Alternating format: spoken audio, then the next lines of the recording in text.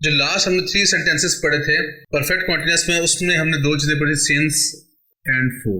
Basically ये दोनों, इसको हम कहते हैं प्रेपोजिशन बोलेंगे, अक्सर इसमें कंफ्यूजन रहती है। अच्छा, यहाँ पे सिंस और फॉर दोनों का मतलब हम लेते हैं से, कि कोई काम कितनी देर से हो रहा है, ठीक है, या हो रहा था, ठीक है। यहाँ पे इसके हम मान लेते हैं से, क्लियर। अब यहाँ पे सिंस का मतलब भी फॉर है और फॉर का मतलब भी से, क्लियर। तो क्या डिफरेंस है इसमें, तो ये समझना बहुत जरूरी है और अक्सर यहाँ पे गलती हो जाती है। अच्छा देखें, जब काम की टाइमिंग हमें बताती है कि स्टार्टिंग टाइम, काम कब स्टार्ट हुआ था, ठीक है। जब टाइम हो स्टार्टिंग का टाइम के काम कब शुरू हुआ था, स्टार्टिंग टाइम के काम शुरू कब हुआ, तो हम इस्तेमाल करेंगे सिंस। और अगर हमें ड्यूरेशन बता दी जाए कि काम को होते हुए कितनी देर हो गई है, तो हम इस्तेमाल करेंगे फॉर, क्लियर। जैसे अगर हम कहते हैं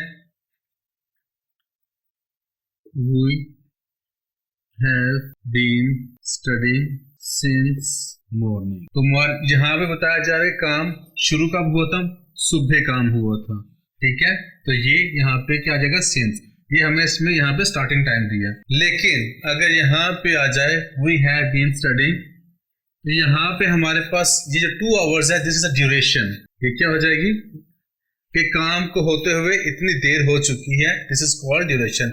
जैसे हमारी क्लास स्टार्ट हुई है 5 बजे, तो हम इस्तेमाल करेंगे सिंस, और हमारी क्लास हो कितनी देर हो गई है, 20 मिनट हो गए 20 क्लास को, तो हम इस्तेमाल करेंगे फॉर, क्लियर। तो यहाँ पे याद रखना, अगर आपको स्टार्टिंग टाइम मिलेगा तो आपने सिंस इस्तेमाल करना है, और जहाँ पे आपको ड्यूरेशन मिल जाए काम की, कि काम की ड्यूरेशन क्या है, कितनी देर होगी काम को, तो हम वहां पे इस्तेमाल करेंगे फॉर, ठीक है। यहाँ तक बात समझ आती है।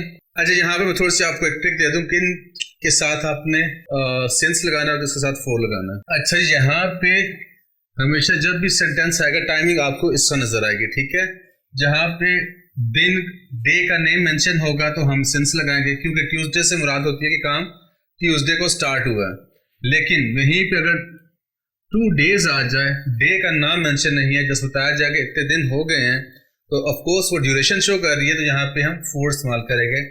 इसी तरह अगर हमें एग्जैक्ट टाइम पता चल जाए कि काम 4 बजे शुरू हुआ था, तो हम सिंस का इस्तेमाल करेंगे, लेकिन हम वहीं उसी की जगह लिखें कि काम को होते हुए 2 घंटे हो गए हैं, तो हम इस्तेमाल करेंगे फॉर, क्लियर। इसी तरह अगर हमें मंथ का नेम आ जाए, कोई भी जन फेब जो भी है, तो हम, इसका मतलब है काम इस मंथ से शुरू हुआ है, स्टार्ट हुआ है, तो यहाँ पे हम इस्तेमाल करेंगे सिंस। और वहीं पे अगर हमें आ जाए 2 months 3 months 4 months 5 months, इसका मतलब है काम को होते हुए इतनी ड्यूरेशन हो चुकी है, क्लियर। तो इसके साथ हम कहेंगे फॉर। नेक्स्ट, अगर आपको कोई डेट नजर आती है, तो 2010 या कोई भी, तो हम सिंस लगाएंगे, क्योंकि ये शो करता है कि काम 2010 से शुरू हुआ था। सिमिलरली अगर 2 साल 3 साल 4 साल लिखा हो, इसका मतलब ये क्या शो कर रहा है, ड्यूरेशन, तो हम इसके साथ फॉर लगाएंगे। इसके अलावा अगर मॉर्निंग, इवनिंग, आफ्टरनून का इस्तेमाल किया जाए, तो तब भी हम सिंस का इस्तेमाल करेंगे, ठीक है। चलें इसकी अब प्रैक्टिस करते हैं थोड़ी सी।